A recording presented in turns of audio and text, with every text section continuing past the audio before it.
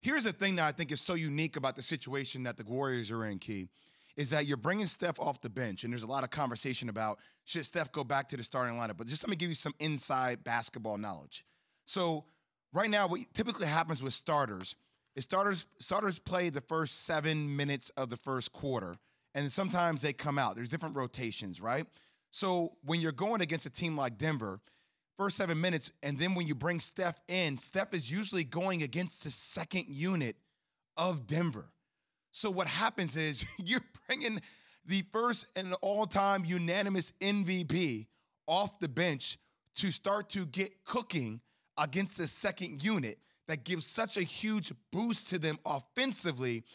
And you're also getting touches for Jordan Poole earlier in the game. So Jordan's cooking earlier. You know what Steph is doing right now. And I know people probably want to change the lineup and bring Steph back in. But I think as of right now, that you keep it the way it is, especially against Denver. You're going to sweep Denver. Like, that's done. You're going to sweep Denver.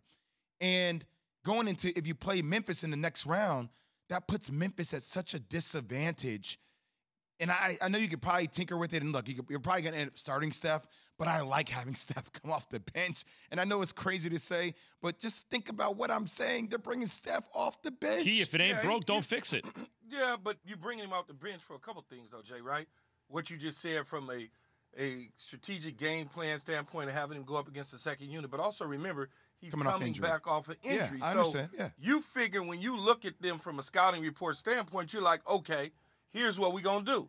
We feel like our first unit can handle them enough, and then Steph can be part of that second unit, which essentially kicks us into a first unit B.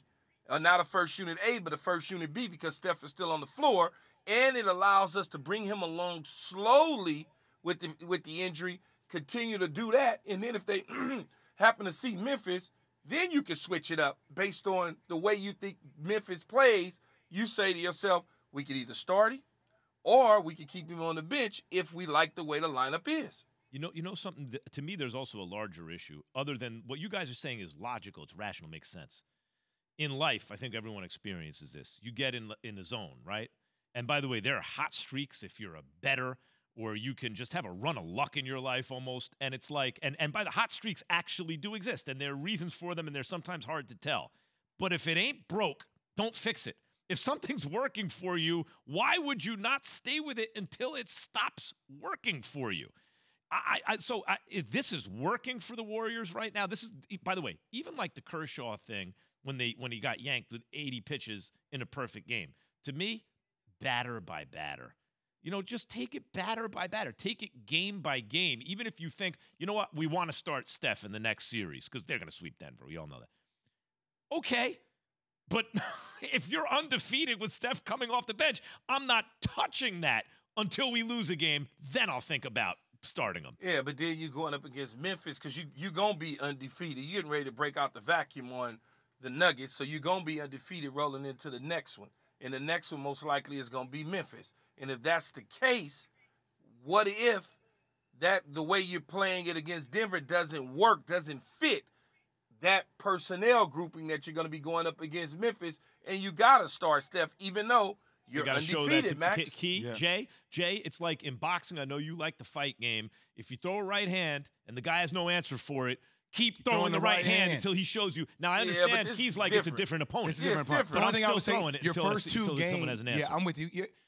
I would tinker with it. I would talk it through with the team because the only thing about this, and to Key's point, your first two games are in Memphis. They're in Memphis. You're on the road.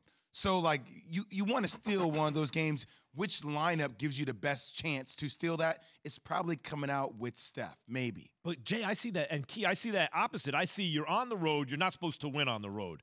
That actually gives me a little runway to stay with what I'm doing. Because if I lose game one, so what? I lost game one on the road. All they did was defend home court. I still got a chance to get home court back in the series by winning game two. But what if Steph off the bench works in game one? But what makes you think that Steph starting, they still not going to get 80 out of the three? Because Jordan Poole's been pretty much cooking for a minute now. Yeah.